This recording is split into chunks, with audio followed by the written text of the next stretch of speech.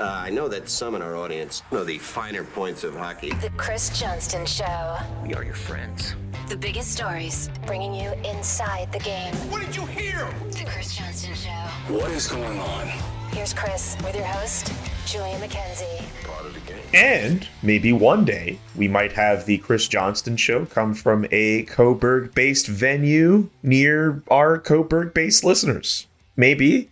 I saw the Cobourg Cougars tweet at us saying, "Hey, when are we coming down for a game? When are we coming to hang out?" Well, I'll tell you, it went deeper than a tweet. Like I got some digits for Josh from the Cougars. We had a call. Okay. So things are happening. You know, I've passed them on to the big boss man, Adam Wild. But let it be said here out loud. We're putting this into the universe because the Cougars put it in the universe first. So we're doing some kind of meetup there, hopefully in the near future. You know, I actually went to Cougars games as a kid. That Monday night used to be their big night for home games, and I'd go out often with my friends or stay late if I had a hockey game earlier before they played in the rink. And yeah, I'm jazzed by the prospect of it. We just got to get Steve Dangle there. I've heard that he's a little bit of a shut-in in Oshawa. And given that he's literally physically the closest of us to Coburg right now, like I live in downtown Toronto and Jesse lives in downtown Toronto. Adam lives close to downtown Toronto. Like we're all an hour, $1.15. You know, you're 4 hours from Coburg and that's Montreal. A drive. Steve, and I'm down. I'm coming. Steve is half an hour door to door, 35 minutes tops. Almost no, like literally, I've done this drive hundreds of times in my life. There's like never traffic. Like he doesn't even have to worry. He can have the most stress-free day. If he's got to be there at 7, he's leaving at 6:15 and he's on time. And so Steve Dangle, you got to get your butt to Coburg. That's all I'm saying. Get your butt to Coburg. Also, I think at the end of one of the last SDPs of last week, he made mention of the Coburg thing. And I think he said Julian's got to be there. Like, I got to be there. If you're going to call me out and say I got to be there, you cannot be that guy who's all like, oh, well, you know, I just want to sit in my home and not go. He asked, what's the closest VIA station? Like, there's a VIA station in Coburg. Like, I'm not kidding. That's disrespectful. Of course we would pick you up, Julian. But if we didn't, it's like 0.4 kilometers, I don't know, from the rink, maybe a little longer. But like there's a VIA station within a kilometer-ish of the arena the Cougars play in. So like, anyway, but Steve didn't even know that. That's my point. He doesn't, for a guy who doesn't live downtown Toronto, he's got to know a little bit more about the suburbs, you know? So disrespectful of your hometown. What is this? Hey, I'm just Drake over here protected, you know? Ooh, 6 got it. Well, is the area code 416 still in Coburg? What's the area code in Coburg? 905 is one of them, and then there's another one. I don't even know. That's an embarrassing one. Do you know anyone's phone number anymore? Actually, we had this thought today. I know like 3 phone numbers off by heart, and that's about it. So I know my house number. Well, like for my parents, I guess. I know my own phone number. I used to know my grandma's old house number, and then she moved out. I think I know one of my sister's phone numbers. I think that's it. Yeah. Right. I don't need to remember phone numbers anymore. That's what you don't need to remember anything. I don't remember emails, nothing. I mean, it's just a waste of space up top. You know what I'm saying? So, I mean, I know my own, of course. My dad's cell phone now was our childhood phone number. So like, I remember that, but you know, I don't have very many numbers that I'm even trying to memorize. And so I can't answer that question, but yeah, 905 is one of them. There's a new area code. I just can't remember what it is. At least your dad has a cell phone. Mine does not. Wow. Do you know? Yes. This is a true story that's going to make me seem like 102 years old. When I was a kid, you only had to dial 5 numbers to get your friends. What? Yeah. So like, you know, the last 4 numbers of any phone number would be unique, of course. And then our local, like not even the area code, but the local town number was 372. But because there was only 372 when I was a kid, you just had to dial 2 and then the 4 unique numbers of whichever friend you wanted to call. When did this all change? This sounds like something you hear about in like 1950s, 1960s, like olden days. That changed in the early 90s, I would say. So around the time when I was either just in the womb or like before I popped out. But still, like it actually blew my mind because as a kid, it's the opposite of now. I had to memorize everybody's phone number, but I only had to remember like this was my buddy Sean LaFontaine. And I hope I haven't just doxed him. Hope he doesn't still have that number. But But you know what I mean? Like I didn't know how to like add the other numbers on because I was a kid. Anyway, we've really started on a not hockey angle here. So let's save this. Get us out of the ditch here. Okay, two things. One, producer Jesse, please just bleep out whatever number CJ said. Two, don't even worry about the fact we didn't even start about talking about hockey, because they do this on Steve Dangle podcasts all the time where they just talk about some random nonsense before they head into it. And then they have the nerve to say that our show is, you know what, I've complained enough already. Let's just get to the episode topic for today. Not that many. In fact, what we actually wanted to do for this Monday edition, since we normally do Ask CJ anyway, we're going to mainly spend most of the time fielding in some questions. So you might notice there might be a few more questions that we answer on this episode, a little bit more than normal. I do want to just kind of... Let's call this what it is. Fan show, bud. It's the fan show. Let's call it the fan show? The people are lifting us up today. I got a bit of a case of the Mondays. Like nothing too bad, but just sort of, not feeling it. You were asking for topics yesterday. I just wasn't feeling it. Okay. It's not a comment on the show or anything. It's just, sometimes you need the people to lift you up. And when we throw out the Ask CJ hashtags, we're getting tons of response. I can only get 7 or 8 at a time in my Toronto Star Inside the NHL column. And so there's tons on there. I know Discord's fueling us up. So the people are lifting us up today. Thank you very much. Why the hell do I need to talk about the Islanders and the fact that they're playing in their own home arena, or Seth Jarvis? Let's just go straight to these questions then. Love it. Get at it. What do the fans want to know? Weird, quirky, serious, whatever you want. All right. So let's start from this first one. I actually know this guy's a good homie of mine, Marco D'Amico. He's at The Hockey Expert on Twitter.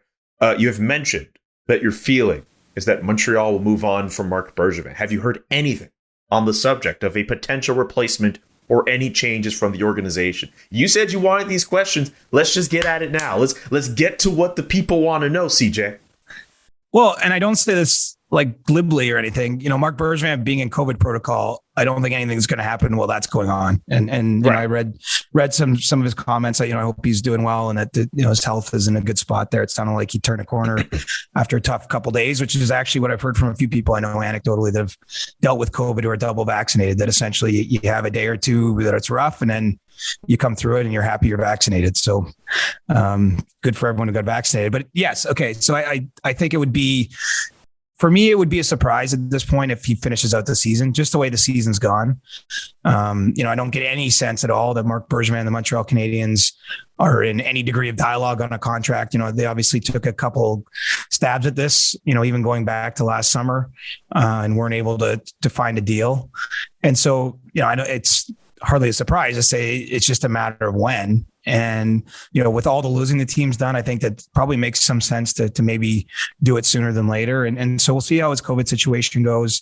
What I have heard is that the organization seems pretty focused on a Francophone candidate to replace him.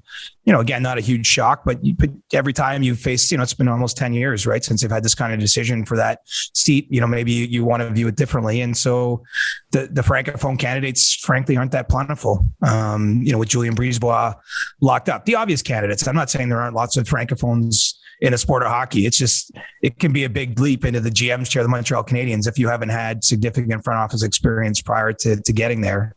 And so, I think Matthew Darche is someone that makes some sense. I know there's lots of talk in the media about guys like Patrick Waugh or, other sort of legends of the organization. In Patrick's case, he did coach for a few years with Colorado and he's run the junior team in Quebec City for a long time. But I'd be surprised if that's the kind of way they go. And so, I look at someone like a Matthew Darche as a likely successor or a possible successor. I don't want to call it likely. It's not that I know for sure he's going to get the job, but I think that he rates pretty highly for them. And so, yeah, that's kind of where we're going right now is I do think it's more than likely there's a change made. It's going to be a Francophone, maybe not initially. I don't know if they do an interim type of GM as we've seen in Anaheim and Chicago. But I would say the next permanent GM of the Canadiens after Marc Bergevin will be Francophone. What about Martin Matten Jr. in Anaheim? And that admittedly was not a name I had thought about until, until like fairly recently, just mentioning it to friends and other media colleagues. He's a guy who's from Quebec City, has been in the Anaheim organization for a little while now. I think was like a scout at one point as well. Like, why hasn't his name been brought up compared to Mathieu Darche, who his name gets thrown out a lot? Patrick Waugh, even his name getting mentioned. How come no Martin Matten mentioned? I actually hear a lot of buzz about Madden. Maybe it's just people talking in the circles I'm talking. Like, I'm not saying that's on social media or in the media, but I do think I think he would be someone that they would look at.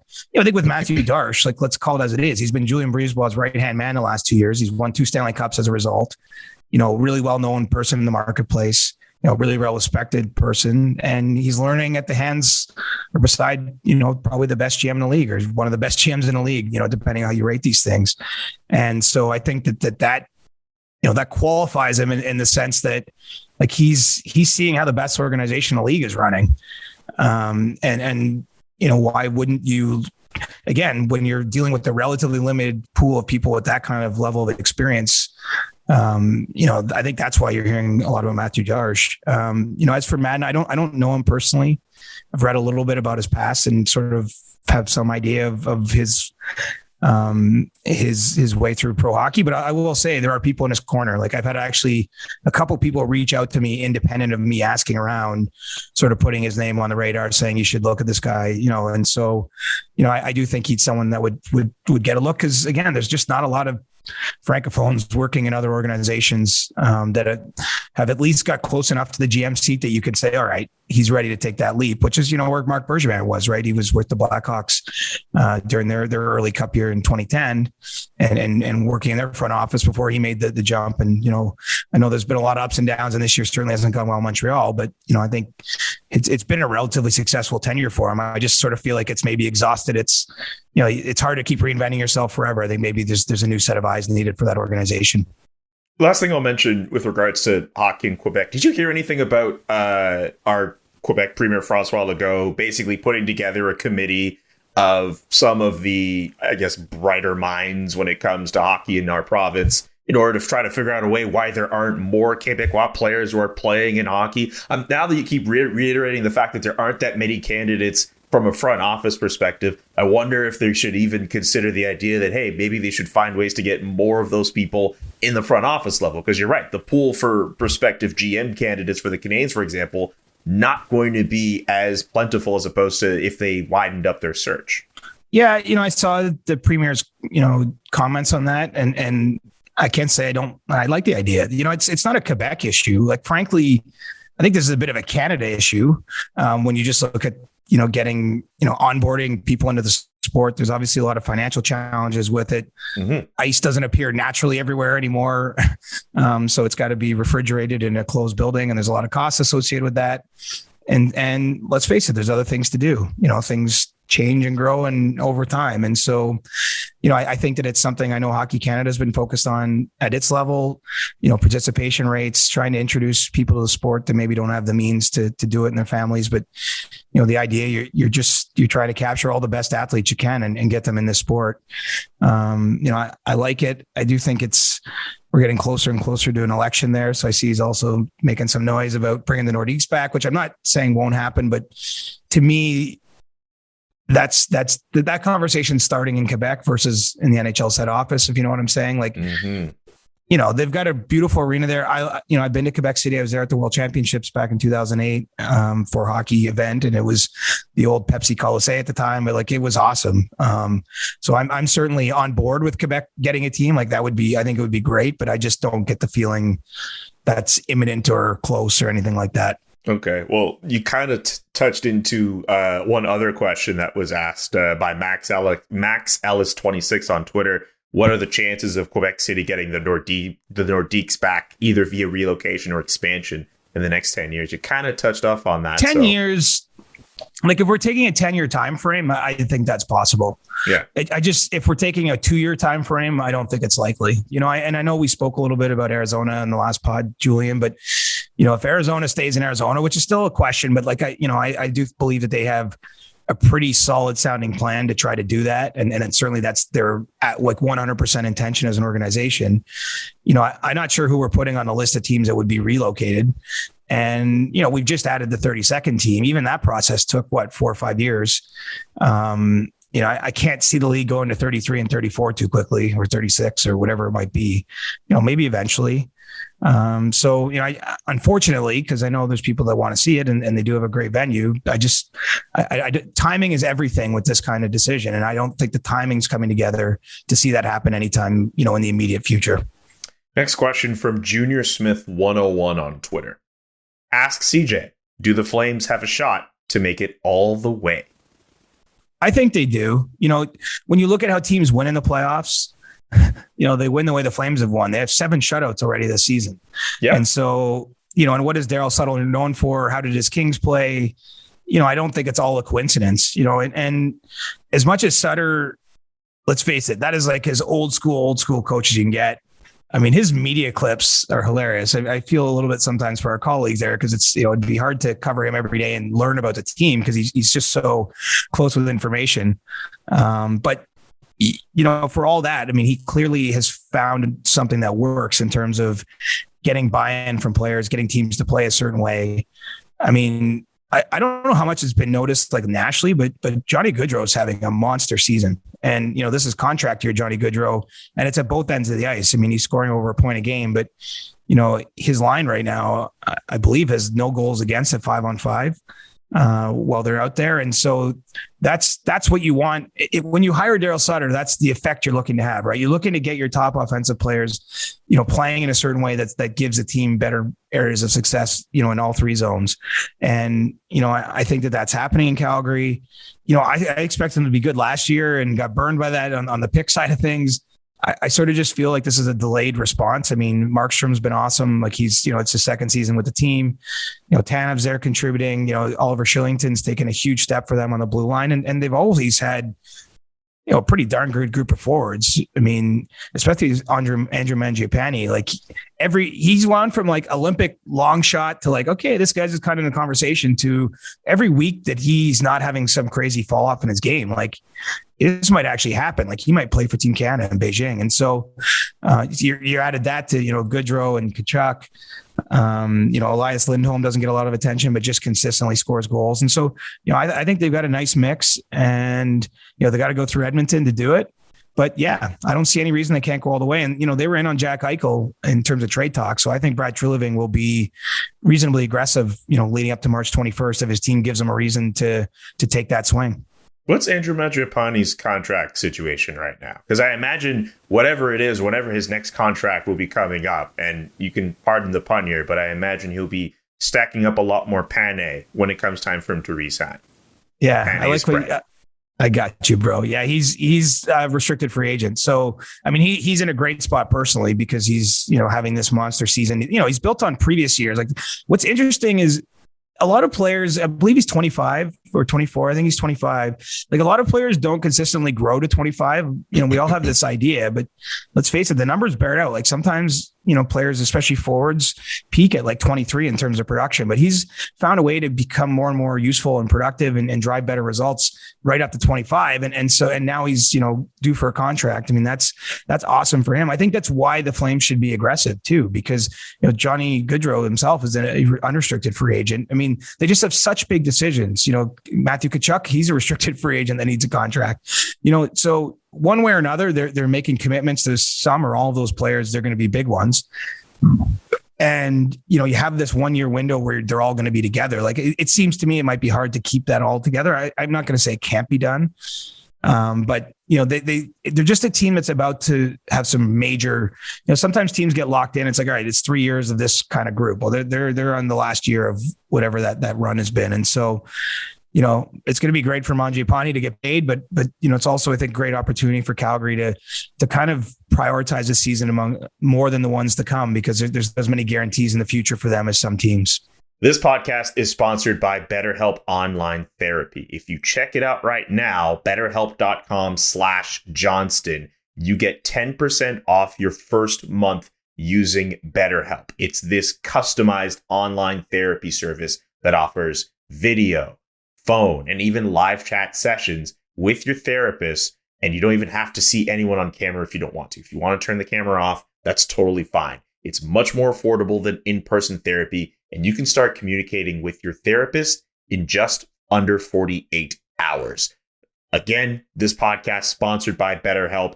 Really great service to use. Go to betterhelp.com/Johnston. Listeners get 10% off their first month using the service. BetterHelp.com/Johnston for 10% off your first month using BetterHelp. Next question from Mr. A. Foster. And I noticed a few, obviously being in the market that you're in, you're going to get a lot of Leafs questions coming in. But I noticed a few of them asked about one particular player on the Leafs roster. I'll read the question from Mr. Foster here. What are the Toronto Maple Leafs plans for Kyle Clifford? Well, he was basically traded for nothing. Future considerations is the polite way of saying we'll take that player off your hands, and immediately signed to the Toronto Marlies. And so, the issue with Kyle Clifford is he had COVID early in the season. I believe he was scratched. In addition to that, he really hasn't played many games for the Blues this year. And, the benefit to the Leafs is he had passed through waivers before the trade happened. And so they're able to put him in the American Hockey League. He makes $1 million, which doesn't count at all against their cap while he's in the minors. And it's just insurance. It's a veteran they know. He was with the team in 2020, just before the pandemic hit, and was with them in the bubble briefly for their 5-game series against Columbus after the pandemic, or not post-pandemic, but once hockey started playing during the pandemic again. Yeah. It's sort of awkward times explaining all that. But the point is like they know him, they trust him, they like him, but I don't see a burning need right now to get him in the NHL lineup. I think that the initial goal is get him up to speed, get him playing games in American Hockey League. If injuries come along, he'll get called up. Certainly if it gets closer to the playoffs, he's someone that will be eligible to play for the team. And so he's going to play NHL games this year. I just don't see a rush to do it right now while the Leafs are winning a lot and reasonably healthy. From the Drew M on Twitter, do the Leafs actually trade a defenseman before Christmas? It's seeming less likely. Some of the need for that trade went away, or the potential need, when Peter Mrazek got injured, of all things. And you'll say, how's that connected? Well, when Peter Mrazek got injured, they were able to put him on long-term injured reserve. And so that opened up a lot more cap space for Toronto.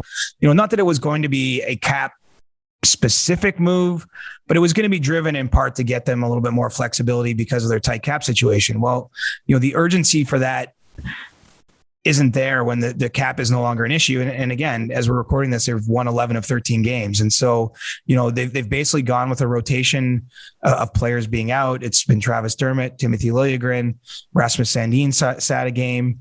Obviously Justin Hall had a 5 or 6 game stretch where he was a healthy scratch. And so they're basically working as a trusted group of 7 with, only 6 of them play on any given night. And so as long as the cap situation doesn't force it, I actually think some of the momentum on that has died down, but teams were made aware that they could have Dermott or Hall.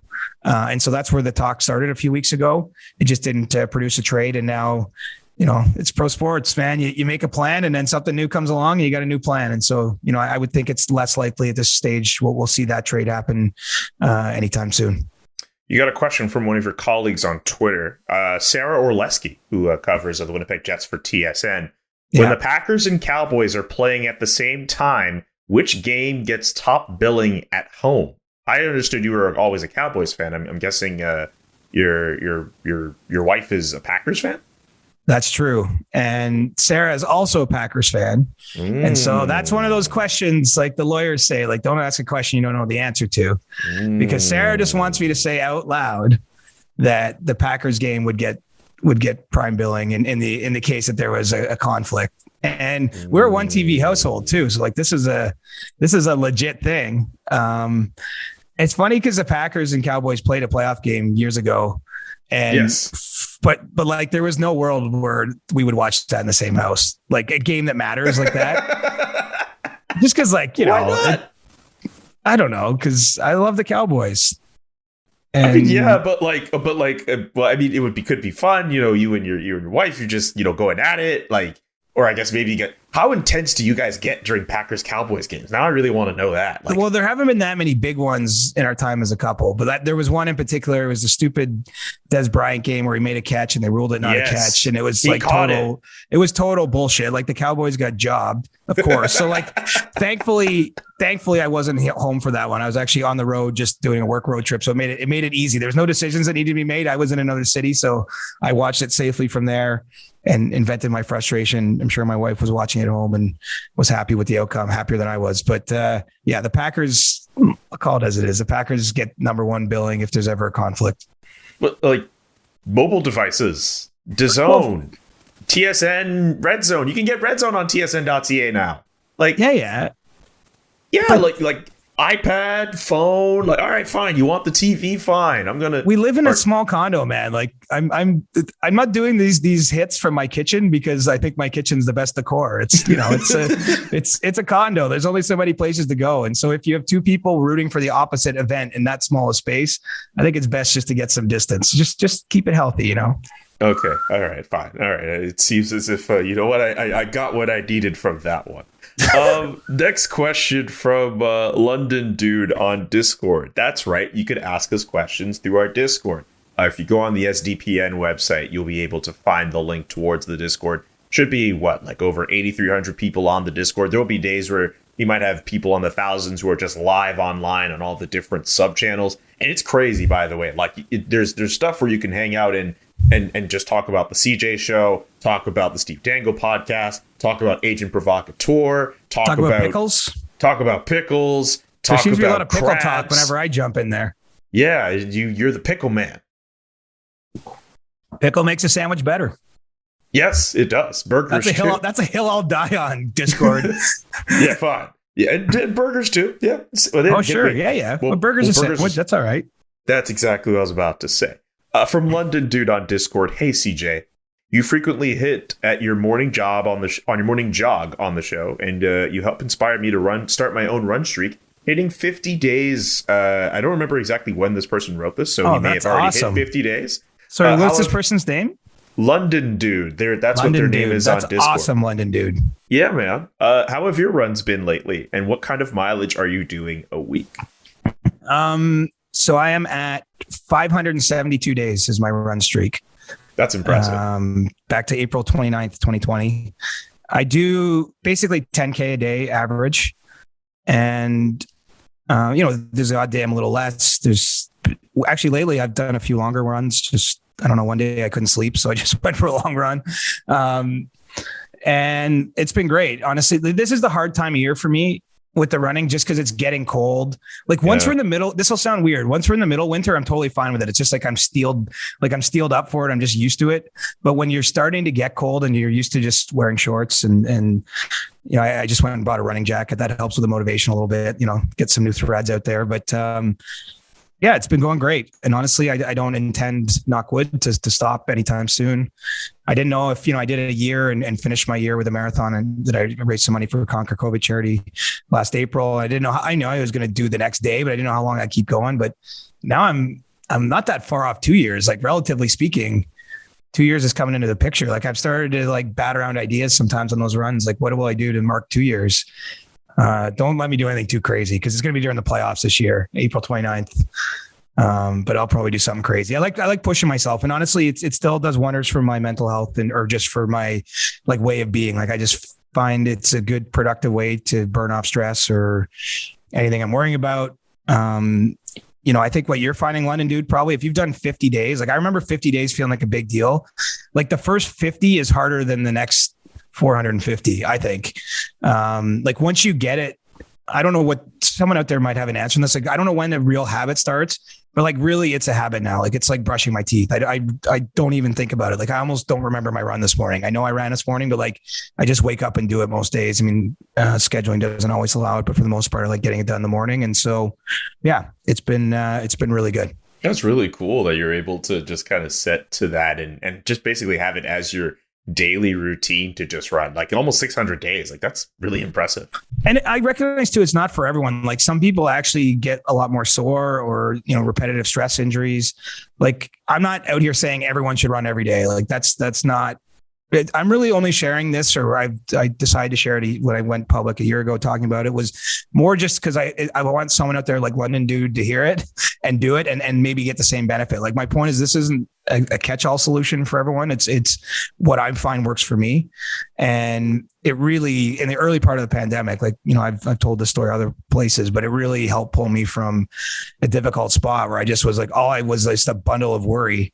And, at that point in time, nothing was open. There's nowhere you could go. Like, it was just like one thing I could focus on each day to help myself to sort of like release the stress and energy. And it's really, I think, I think it's pushed a lot of good change in my life too. And so, the physical benefits are like what maybe people notice, but I'm telling you the mental benefits or just the emotional benefits, whatever you want to call that, are for me the best part about it. And I fix a lot of my day sometimes at like 6 a.m., like just out there for a run. Like sometimes I just like I just sort out everything I got to work through and then everything is just more calm and orderly after getting that done. Man, that just makes me feel really happy just hearing that it's done wonders for yourself. Like just as your friend, man. Like that really means a lot to hear that you're in a better space because of what you've been able to do. That's awesome. Do you know what it teaches you about? It teaches you about the nature of an excuse. It teaches you about discipline. It teaches you about all the things all the stories we tell ourselves in our head about why we can't do things.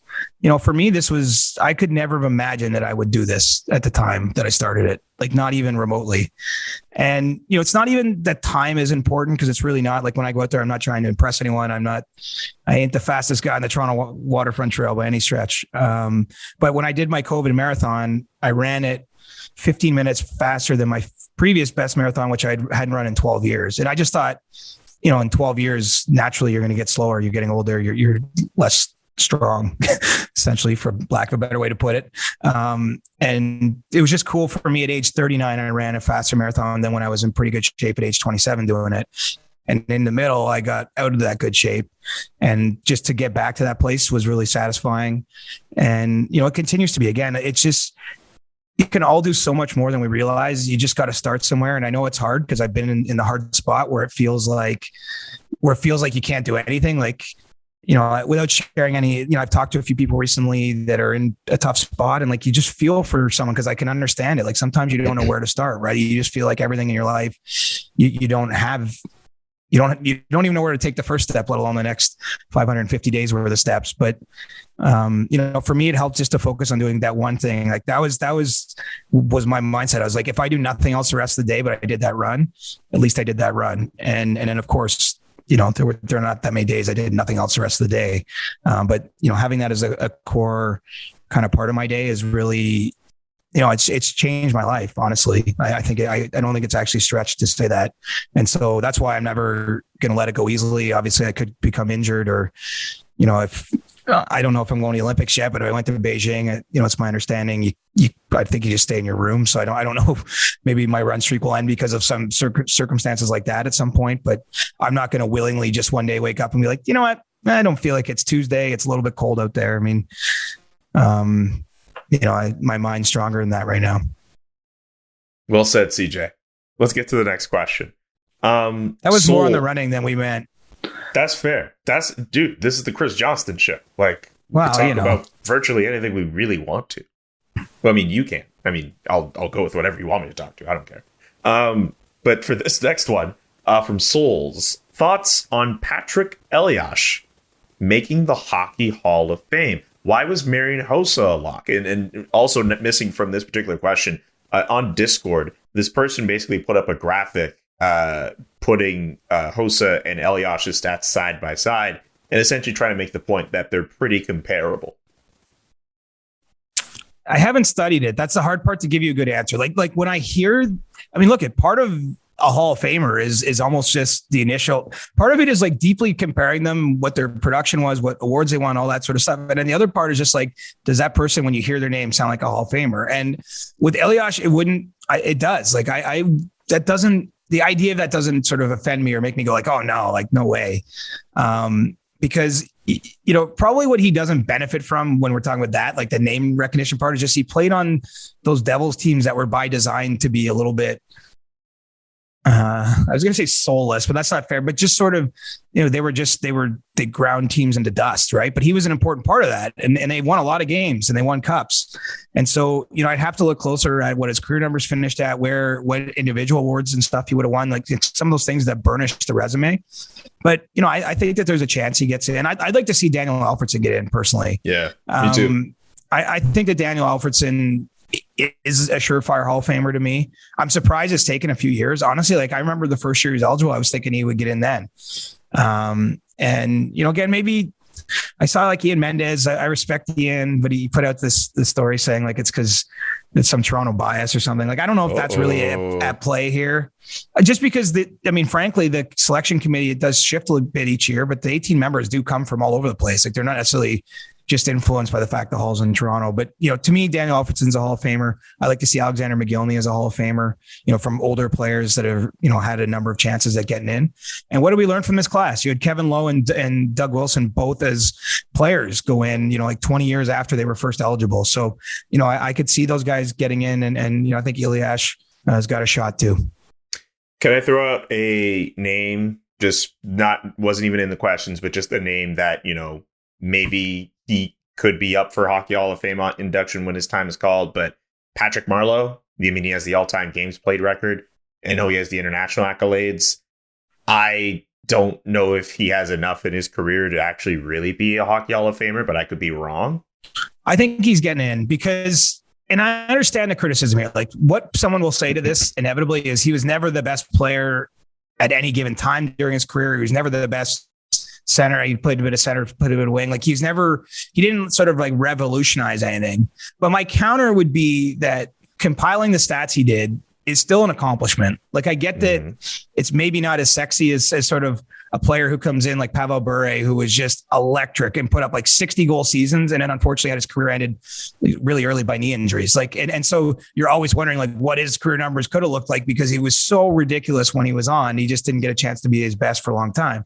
Well, staying healthy, I realize there's some luck in there, but Patrik Marleau had to grind through a lot of Tuesdays, man, a lot of road trips to insert city X maybe you don't want to be in or just tough times with team. Like to play that many games is a serious accomplishment. And he was not a bad player. And he was he was actually an effective player into his late 30s. It's just at the end, it fell off as it does for most guys. So, I think he's in because that's an accomplishment in itself. I'm not voting. I don't think they're listening to my opinion. Maybe I'm wrong.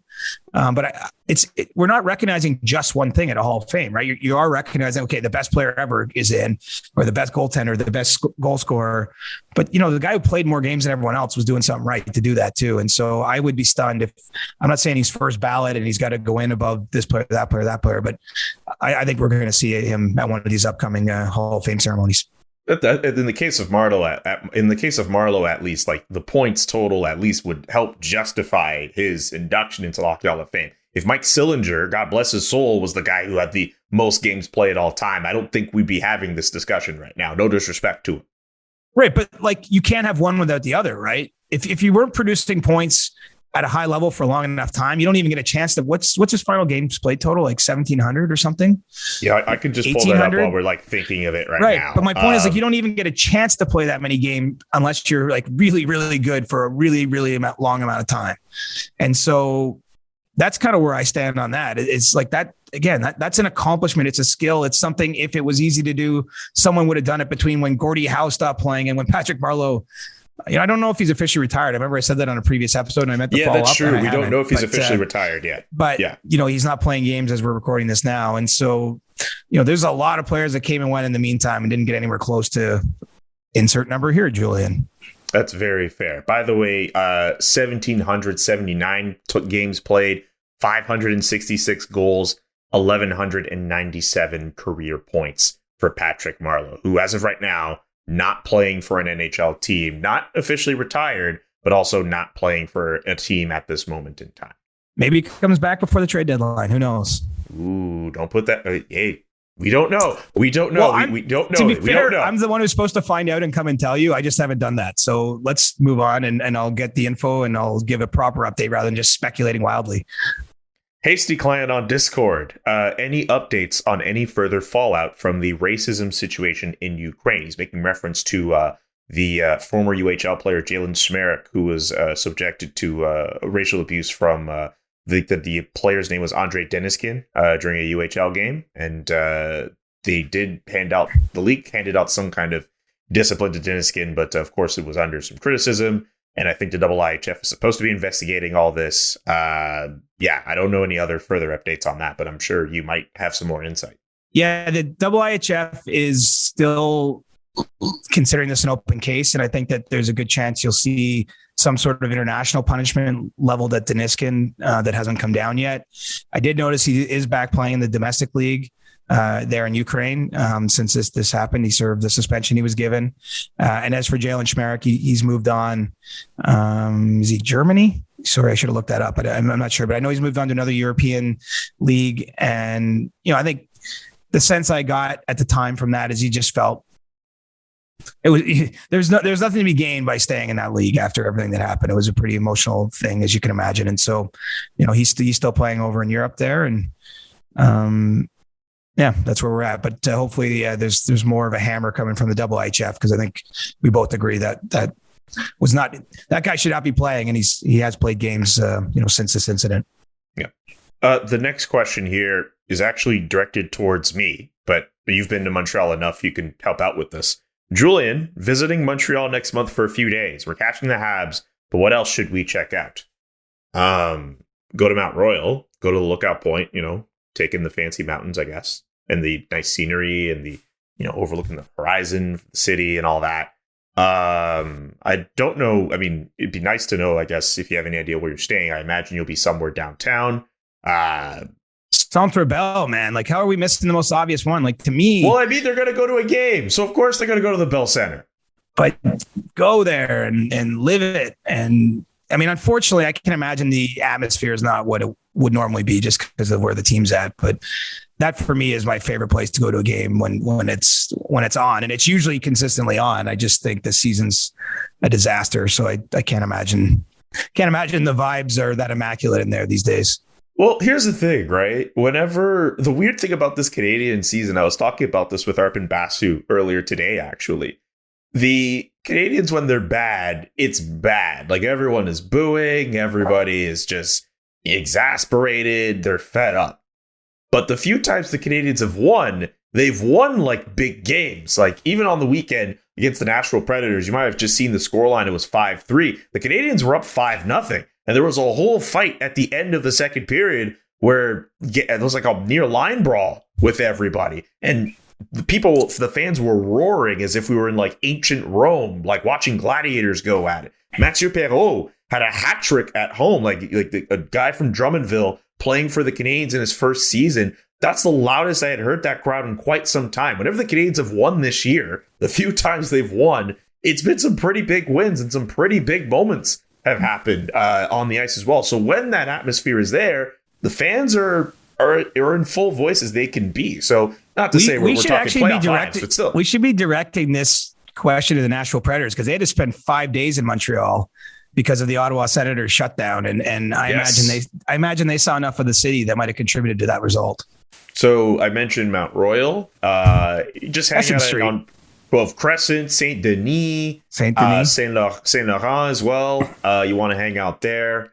I don't know why I'm blanking on like so many. I mean, Schwartz's, I guess, if you like smoked meat, obviously. Like, I'm not like the big like smoked meat dude, but I'm like, all right, you can. I like the Plateau. There's some cool bars and restaurants up there, Yeah. Plateau's chill. You hang out with some hipsters over there. Back when I was in university, I hung out on the Plateau like way more. I don't hang out on the Plateau nearly as much. I'm more of like a Verdun, Saint-Henri type of guy now, a little bit like closer to home. If you're looking for an interesting pizza place, there's a spot, I think, in Point St. Charles called Fugazi. They have this really interesting pizza where you basically get like, basic your cheese and pepperoni, but they get like honey on it. And it's like this Wu-Tang branded pizza. Like, they call it Wu-Tang Killer Bees. It's probably gonna be too cold for you to like take the pizza and then walk up to like the Lachine Canal and hang out, but like take a walk down to, give yourself a day, go through Point St. Charles, walk through some of the neighborhoods and just see how everything is just like changed. Obviously go through Old Montreal if you're feeling, fancy schmancy. Get yourself a beaver tail in Old Montreal. Also another underrated spot that Montreal's got a romantic feel. I don't know what the status of our person is, but if you're there with a partner, it might be a nice place for a walk. Oh yeah, for sure. Also some pretty nice like restaurants around there too. The Biodome, very underrated spot to, check out the flora and fauna and nature stuff. It's a little out the way. It's like right next to Olympic Stadium. So if you're down to take the metro further east out of downtown, why not? Spend a couple hours there at the Biodome. Why not? Yeah, I think that's pretty comprehensive, bud. I think so. Yeah. I think you should actually volunteer to pick them up and drive them around. Oh man, I'll gladly. Not that you need another job. But, yeah, I don't know if I need to drive them around, but if they do want to link up, a cartoon Jimbo. I don't even know if I read out the person's Discord name, but hey, let me know when you're in the city if you'd want any more places to go. Just send me a message on Discord or something. Are you good? I mean, I went through all the questions I set up. If you want me to throw out one or two more, there's still a bunch on Twitter. Sure. Grab a couple more. Why not? All right. Let me grab a couple more here on Twitter. By the way, appreciative of everyone who sent tweets to CJ. Thank you, fans. Yes, we appreciate it. You guys were the content drivers today. We needed you. You picked us up. Absolutely. Ask CJ from Rod Blanchard. I'm 62 and played hockey when I was younger. Do you think I could eventually score a goal if I played on a line with Austin Matthews and Mitch Marner almost every game? Yes. I actually do think it. Like, they could bank one in off you, right? Yeah. I would be worried, not just the age thing. Like, I'd be worried for anyone who isn't capable, like, to go into an NHL game and emerge unscathed would be difficult.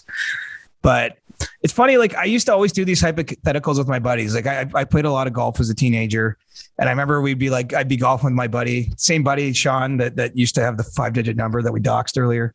And we'd be like, how would Tiger Woods play this hole? Like, what would it be like if Tiger Woods like came to our little golf course? And, you know, like, it's just fun to imagine that. But I do think you could score a goal if those players are trying to help you score, like if they were on board with it. But it would be so fast and so dangerous. Like, you probably wouldn't be able to play with them for too long. That's the hard part. You'd play like 1 or 2 games and be out for the season, unfortunately. But I like the hypothetical. I do think you could score. It would be very ugly. But you know, some not all those goals are not everyone's first goal in the NHL is a masterpiece. So I think you could do it. So if that's the case with those two players, then they're definitely getting points with Connor McDavid and Leon Draisaitl on their same line. Well, everybody is. Like, I'm pretty sure Mark Spector got an assist from the press box the other night in Edmonton with just like anybody who's just around them is going to get points. You know, I know we've given them some love, but like, I'm blown away by this start to the year for those guys. Like, I don't see any way Edmonton isn't a cup contender. And I know there'll be some eye rolls and they haven't necessarily been all that close yet, but like, to me, these guys are just on another level. It'd be interesting to see where this talk, how it evolves and goes on looking after the stars and protecting Connor McDavid, making sure he gets the calls he earns, because that'll be a huge part of whatever happens in the playoffs for them, because their power play is just so lethal. But yeah, like, I'm not going to go so far to say I could get a point with them, but I kind of feel like I could get a cheesy second assist on that line. Okay. I can't skate for what it's worth, but I think if you'd have a tough time. You and Steve Dangle. Fine. But I think if I learned how to skate, give me like a whole year, and like, you know, I learned to, you know, skate and play hockey at the same time, like, definitely I could. If we're playing ball hockey, that's no question. I'm definitely getting points with Draisaitl and McDavid. That's no question if we're talking ball hockey. You might be the Draisaitl of ball hockey. You know what's crazy, man? Like, the last time I played ball hockey a couple weeks ago, my lower back was killing me the entire time. And like, we were playing 3-on-3, and I was like, I could barely move out there. Like, my best days are very much behind me when it comes to playing ball hockey. I was definitely like it was funny. I think if I like, when I was like more into like the Canadiens and all that, I remember growing up thinking, man, I don't like Brad Marchand. But every time I played ball hockey, I'd be like, I wish I played like Brad Marchand, because I could do the dirty stuff. I could just be like a dirty player if I really wanted to. But like, I wish I had like the scoring touch. Whenever I did score, it was like a big moment for me. But like, I kind of wish I was more like Brad Marchand when I played ball hockey. Could you make contact against like Justin Verlander in a baseball game? Now I'm not talking about hitting a home run. I'm talking like you're standing in the batter's box and he's throwing what he throws to the pros. Like, could you even hit the ball? Like, I have doubts that I could. If I could bunt, then yes, but otherwise no. Full swing. No, I'm not letting bunts, because anyone could bunt one. Full swing, no way. Absolutely not. Okay. So now I got to find more of these hypotheticals. Like, can you like return like an Andy Roddick serve or whatever? Could you catch like a Tom Brady pass from like 40 yards? Like, would it like melt your hands or what? Those guys throw the ball harder than you think. Anyway. I don't think it's that. Come on, 40 yards? It's like... He would probably break your hand. Maybe not your hand. It was like a 15-yard like slant, and he's like throwing a bullet pass that might hurt your hand. But if it's 40 yards in the air, that's so like... let's do it the 15-yard slant then.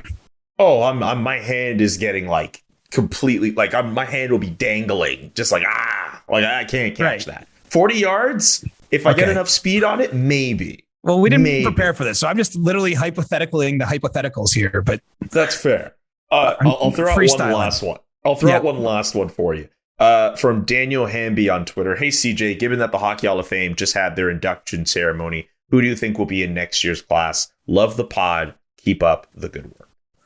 Well, the one good thing about this double cohort of two classes coming into one, two different years of players becoming available, is we're going to have a real Canucks love-in next year.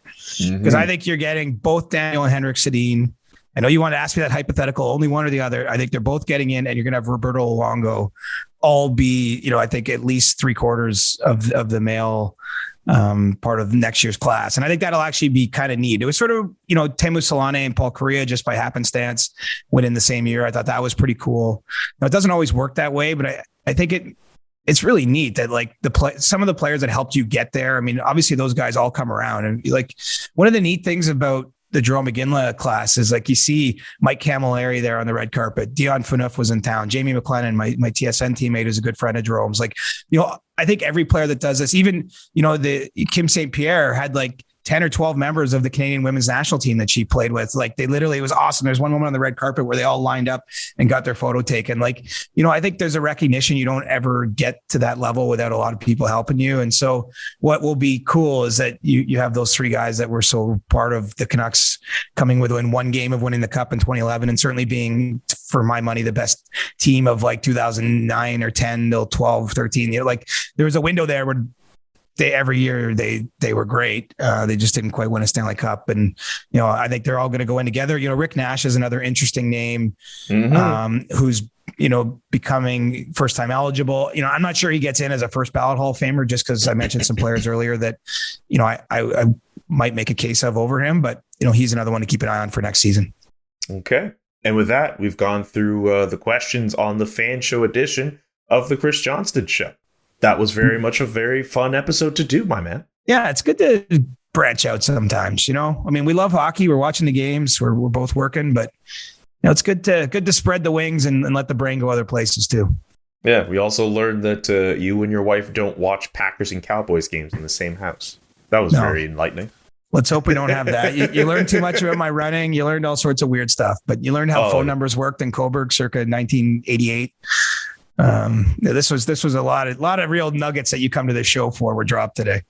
Oh, this is exactly why we come through with the Chris Johnston Show. Every Monday we do this, not normally as lengthy as we do, but every Monday we take in questions for the Ask CJ segment. I should also mention my good friend Dylan Waugh, who has his own podcast, the Habs Edition podcast, asked me if he could do the jingle for Ask CJ. Actually, you know what? Because I mentioned him, I'm going to mention this story that he told me. And if he gets mad at me for telling the story, you know what? We'll find a way to cut it off. But I still can't believe this goddamn story. It's crazy. So this dude grew up in Scarborough, and he went to school, I think, around the same time as guys like Tyler Toffoli and like Wayne Simmons were like they're Scarborough dudes. Like he went to the same school as those guys. Like he's known them, or at least like the same school as them. I don't think he was there at the same time, but he was there around the same time as I'll get to this point in the story. So this dude is big into rock. He's big into, making music and whatever.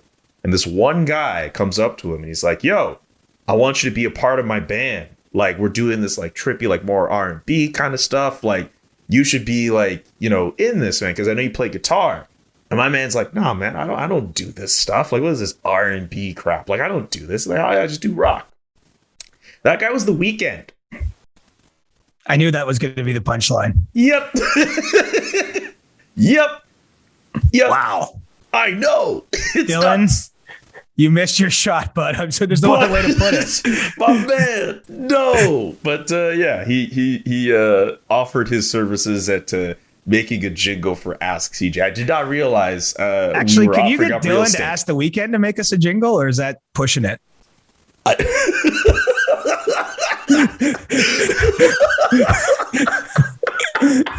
Little pro bono here for the CJ pod, or what?